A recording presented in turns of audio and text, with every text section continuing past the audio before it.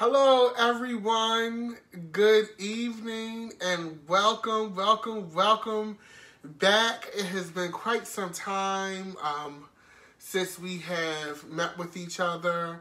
I hope that everyone is doing well. It's been so much going on in my life. Great things, of course.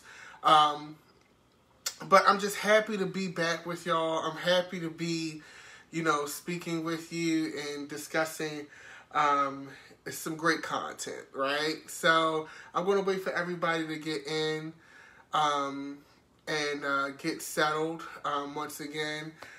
Just to fill you in, I've been working on a few things. I've been working on a documentary that I've been filming off and on since my absence, which you should be seeing in the fall.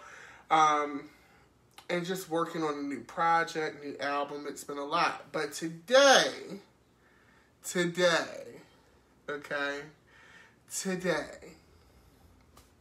is a historic day for America, okay? It's a historic day for America, an historic day for African American people in this country. It's a lot. It's a lot to digest. And today is a day for celebration, but I also feel like it is a day for critical reflection, critical thought, and also understanding where we go from here. So if you are not aware, all right, today President Biden signed into law Juneteenth, making Juneteenth a federal holiday, okay? So what that means is now, government agencies will be closed, which they're already going to be closed. State agencies will be closed, and probably a lot of companies on the private sector will follow suit as well. The bill did go through rather quickly. In my opinion, for how long bills can take. It did go through rather quickly through the Senate, and then it made its way to the House. Easily went through the House, and then Biden signed it into law today. So, with Juneteenth, it's more than just a day off from work. I know a lot of people, we joke on the internet, and we're like, yeah, bitch, we get the day off. It's Friday. I'm off tomorrow, because some places are closed tomorrow, of course.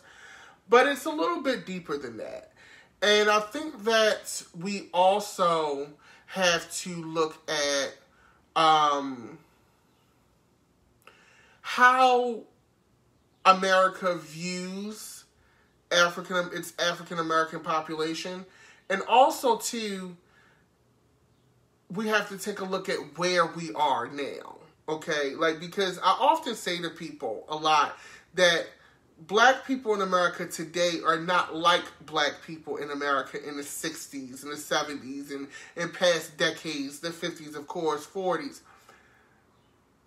Small things aren't enough anymore. Cosmetic change is not enough anymore. People want to really see real policy enacted to stop a lot of things. So, you may be asking, for those of you who don't know, what is Juneteenth? Okay, so I want to start there about what Juneteenth is, because we're getting this day off, and a lot of times we get these holidays off, bitch, and it's like, we don't, it's just like the holiday for us, But basically, Juneteenth, which is short for June 19th, marks the day when federal troops arrived in Galveston, Texas, in 1865 to take control of the state and ensure that all enslaved people be freed. The troops' arrival came a full 2.5 years after the signing of the Emancipation Proclamation, okay? For those of you who don't know the Emancipation Proclamation, that's when Lincoln, signed off to free the slaves, the whole story. You know how the story goes, right?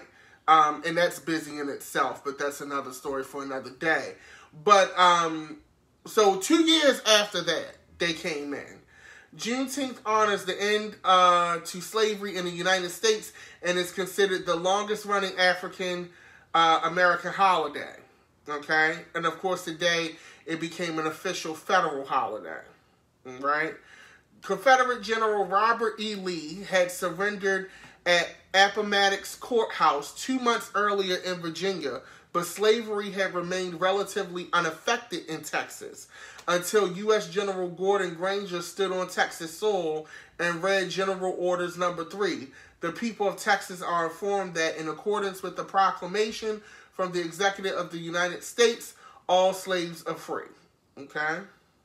So the Emancipation Proclamation was issued 2 years prior to that on January 1, 1863. Okay? Had established that all enslaved people in Confederate states in rebellion against the Union shall be thenceforth and forever free. Okay? But, in reality, the Emancipation Proclamation didn't instantly free any enslaved people. The proclamation only applied to places under Confederate control and not to slave-holding border states or rebel areas already under Union control. Ha, bitch, okay? And see, this is the thing that they graze over, even as a person, in school. This part gets grazed over a lot. And I feel like this was never really, somebody said it's always Texas, no shade. It was never really explained in detail. However, as Northern troops advanced into the Confederate South, many enslaved people fled behind Union lines. Okay? In Texas, slavery had continued as the state experienced no large-scale fighting or significant presence of Union troops. So basically, bitch, Texas was like, oh, bitch, business as usual. They ain't coming down here. They ain't been up and through, bitch. We still keeping it the fuck moving. Okay? Many enslavers from outside the Lone Star State had moved there as they viewed it as a safe haven for slavery. Now, I want to pause here, okay? I don't want to take you in the class. Well, we always go in the classroom, but I want to pause here. And here's why I want to pause. Because when you read things like this and you get an understanding of the history, we now can understand why states like Texas continuously vote the way that they do, continuously have some of the policies and procedures that they do. And also, too, when we think about COVID, right? Let's think about COVID and how Texas had all of the variants were in Texas. Masks were not being enforced. Texas as a state, historically, and we just read it, historically has been a rebellious state in a Confederate sense. Okay? So the history of Texas as a state, it's always been one flew over the cuckoo's nest for them. They've always been that guy. From the electric grid. Remember we talked about that a few months ago when the people was freezing in Houston. From the electric grid. They not connected to the rest of the grid in the nation. They got their own grid. We see how that worked out for them. From slavery, the shit had been signed in 1863, bitch. They were still doing business up until 1865. Okay? This is just the history of Texas, but just to give you a little bit of hindsight. So after the war came to a close in the spring of 1865, General Granger's arrival in Galveston, that June signaled freedom for Texas's 250,000 enslaved people. Although emancipation didn't happen overnight for everyone, in some cases, enslavers withheld the information until after harvest season. Celebrations broke out among newly freed black people, and Juneteenth was born. That December, slavery in America was formally abolished with the adoption of the 13th Amendment. Okay. So that's just to give you some history on Juneteenth. It also gives you a little bit of history on Texas. I didn't mean to go that deep into that, but I'm glad I did because we really need to understand why we're celebrating what it is that we're celebrating while we're taking off from work, what it is that we're taking off from work for. It's very important that people know what it is that they're observing. Now, they signed the bill into law And maybe it's because we have more of a public voice now. You get to compare notes. Because, see, let's think about this. Back in the day, when Martin Luther King Jr. holiday was passed, right? It was unanimously viewed as a celebration.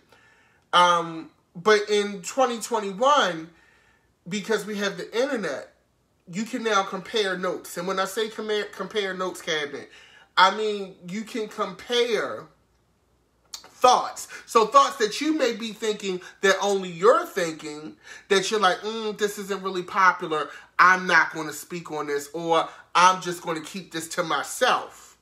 Now we see, okay, hey, this person, you're thinking that too?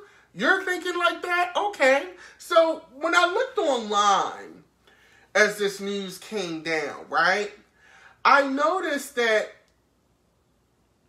for a lot of black people, it was a mixed bag.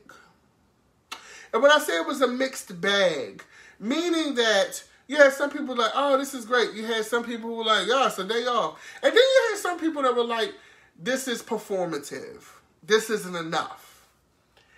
And, you know, sometimes your reaction to a more pessimistic point of view of something that is ideally supposed to be viewed as this big positive celebratory thing is like, oh my God, you're tripping. Like, you can never like be happy about anything. But then I thought about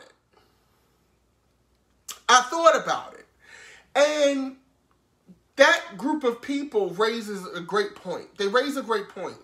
Because the Antilynching Bill,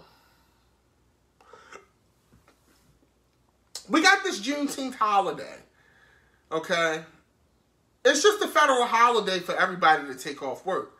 It does not actually do anything for the progression of black people in this country.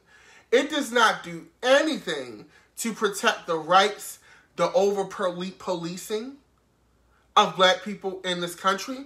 It does not do anything to address or protect from the systemic racism that exists in this country. It is merely a placeholder in the summertime for another day off to have a cookout. That's essentially what it is, folks. And when I thought about that, I had to reevaluate it. Now, I'm still not, one of those people that be like, oh, just don't do this. It's crazy. I'm still not one of those people. But I definitely understand where they're coming from. So let's think about this. We got this Juneteenth bill. However, we have an anti-lynching bill that was first introduced in 1918, over 100 years ago, that still has not passed. Little background on that. The Dyer anti-lynching bill was first introduced in 1918 by Representative Leonidas C. Dyer, a Republican, go figure, but we know the Republican Party was a little different back then, from St. Louis, Missouri, in the United States House of Representatives. It was intended to establish lynching as a federal crime. The Dyer anti-lynching bill was reintroduced in subsequent sessions of Congress and passed by the U.S. House of Representatives on January 26, 1922. But its passage was halted in the Senate by a filibuster, we'll get to that in a minute, a filibuster by Southern Democrats who formed a powerful bloc. Southern Democrats justified their opposition to the bill by arguing that lynchings were a response to rapes and proclaiming that lynchings were an issue that should be left for states to deal with. Attempts to pass similar legislation took a halt under the Costigan-Wagner Bill of 1934. Subsequent bills followed, but the United States Congress never made lynching a federal crime due to powerful opposition from Southern senators. It was not until 2018 that the Senate passed the anti-lynching legislation, Justice for Victims of Lynching Act, on which the House of Representatives took no action. On February 26, 2020, the House passed the revised version, the Emmett Till Anti-Lynching Act, by a vote of 410-4. As of March 2021, no anti-lynching bill has been passed by both houses. So let's sit on that. Let's sit on that. Because, first of all, in this, you find it reinforces that the Republican and Democratic parties were very different parties 100 years ago. Okay? And what is sad about this is that it's really about, the bill was really about holding people accountable. And I think America in general has a real accountability problem. Okay? It does not like to be, it doesn't like to be, they don't like to be held accountable. Now, the first bill was blocked by a filibuster. We hear this word all the time, filibuster, bitch, filibuster. What the fuck is a filibuster, bitch? Where are we going with the filibuster? Is it like a buster filler? I don't know.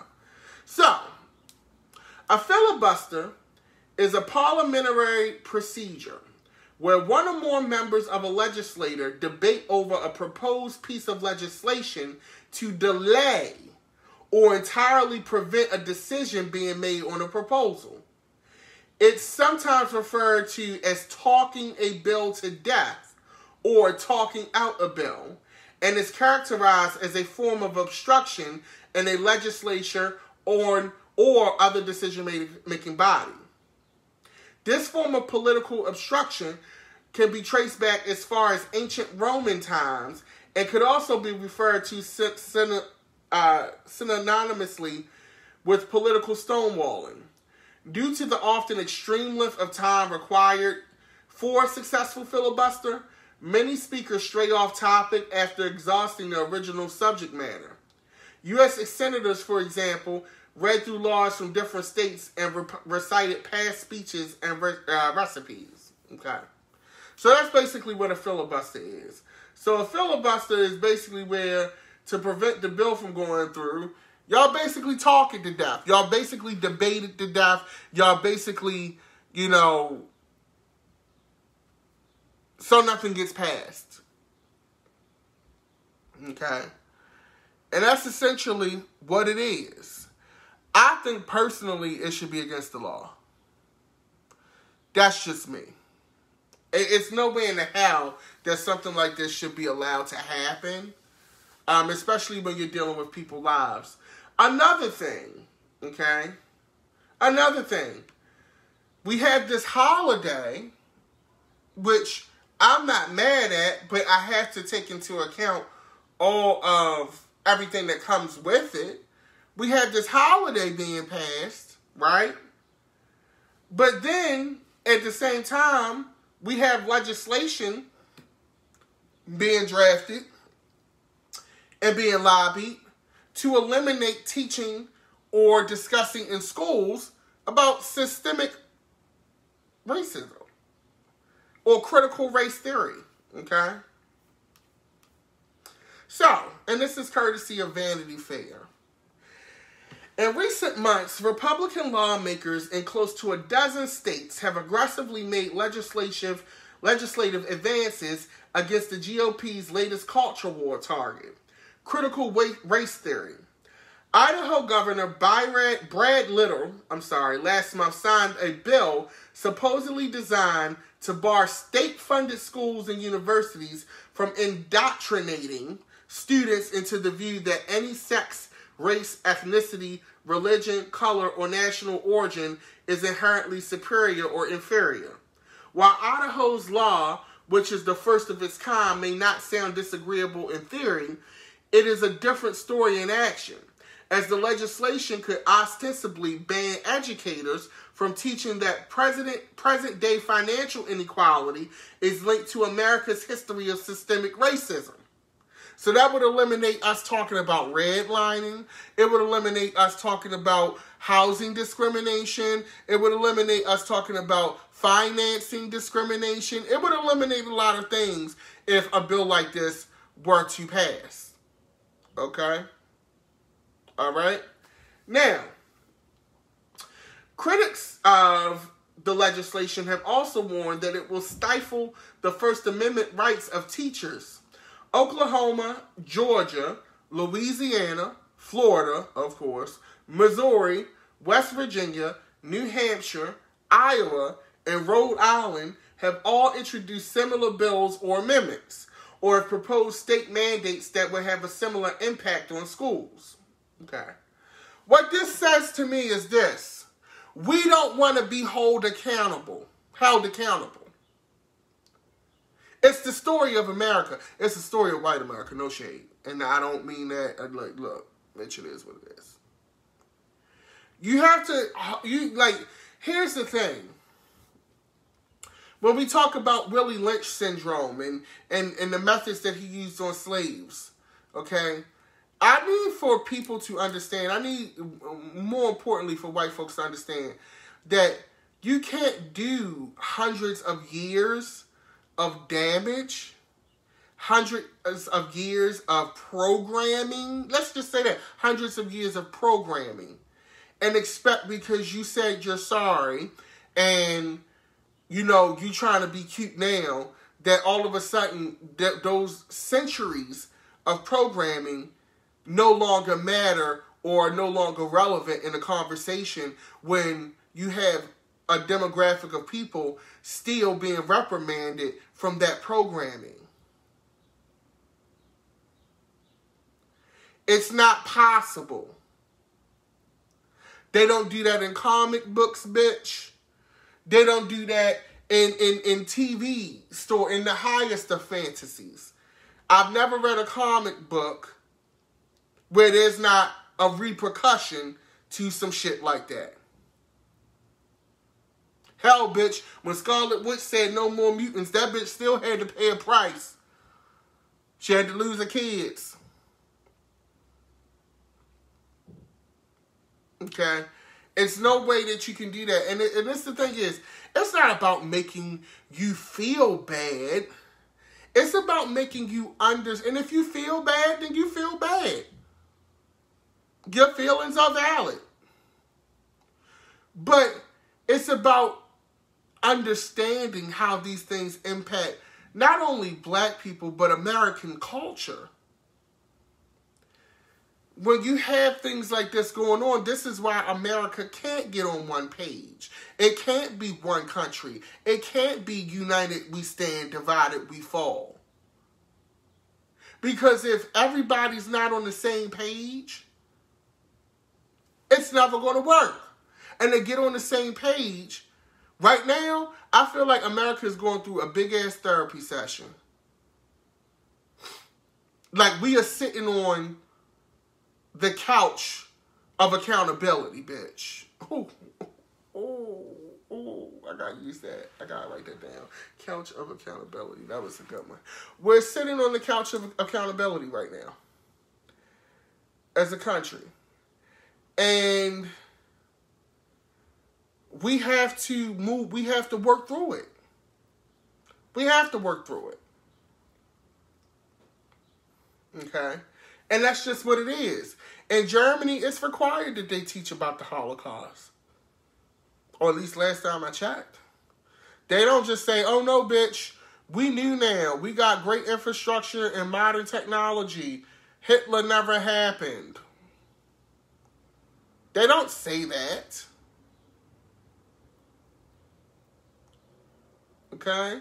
They don't say that. They teach the history. And they keep it moving. All right?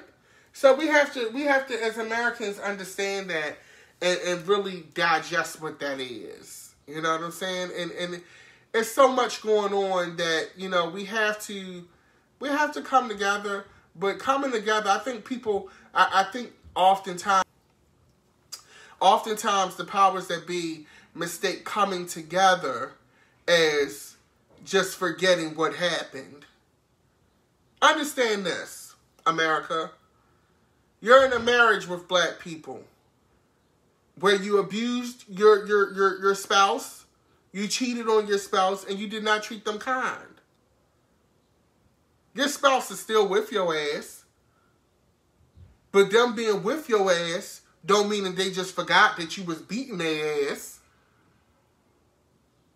for centuries. Okay? And that's where we have to kind of look at these things. You know what I'm saying? For all of the lawmakers and things like that. And the reality is, you can't say it's not racially motivated, because it is. Even when you look at who's voting against the bills, who's drafting what bills, who's, filibustering this bill. It's all racially motivated. Okay? We understand that your privilege is a form of power. It is power. And no shade. I'm going to be 100% honest. Nobody likes to lose the upper hand.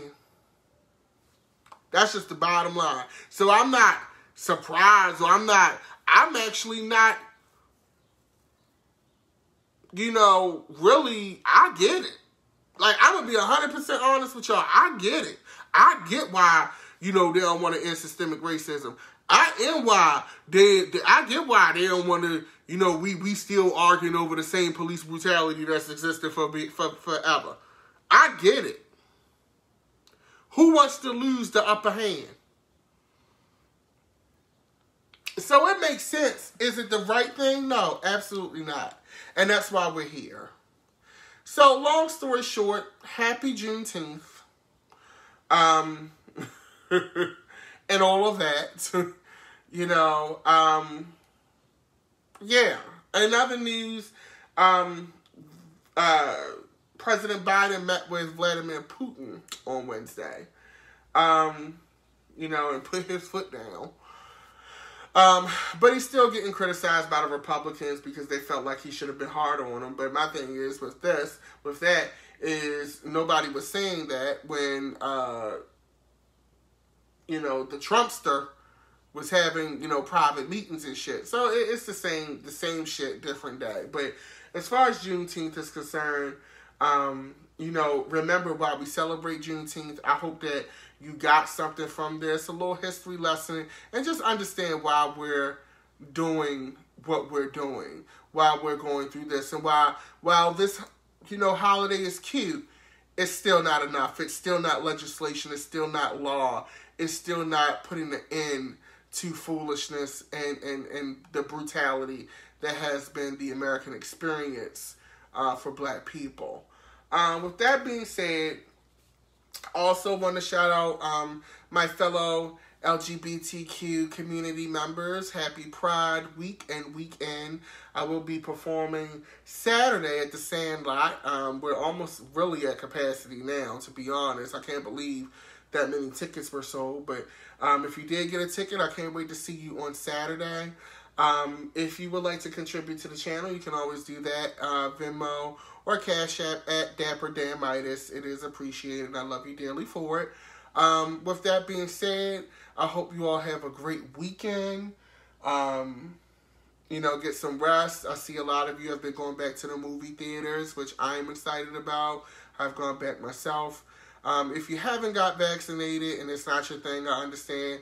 And if you haven't got vaccinated and you just haven't got around to it, go ahead and get your shot. They are pretty much available now. And you guys have a great weekend. I love you all. Thank you for hanging in there with me and tuning in. Peace and love. Good night.